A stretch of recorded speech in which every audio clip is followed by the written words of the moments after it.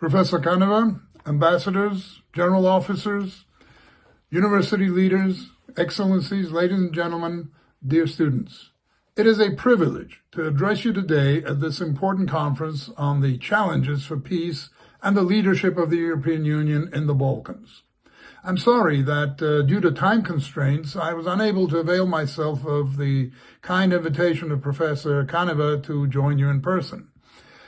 This would have allowed me to benefit from the invaluable interaction and atmosphere which I am sure are prevailing at your meeting.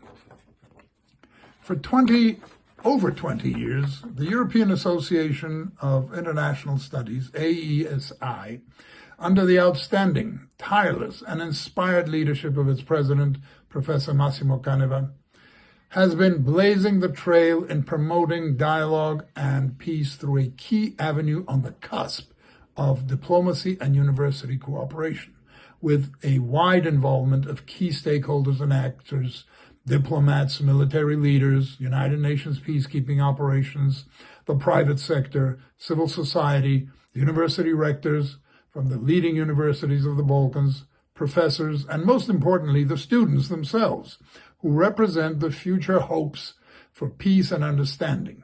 Let's face it, our generation is not leaving the world to the next one in any state to brag about.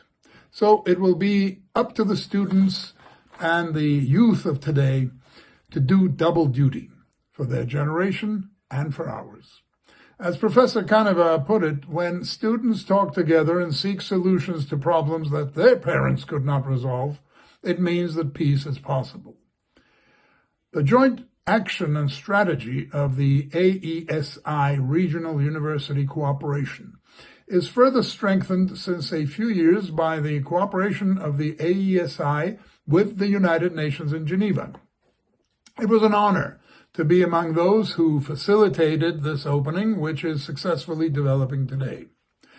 This cooperation with the United Nations is aimed at the development of the art of solidarity, of the skills, activities, and readiness of the young generations to face the crises of today and those of tomorrow, forming and preparing new diplomats and new international specialists who will be well placed to pursue their international careers in the wide and varied world of multilateral action, which is aimed at stabilizing the world and laying the groundwork for a return to peace, development, human rights, and sustainable living.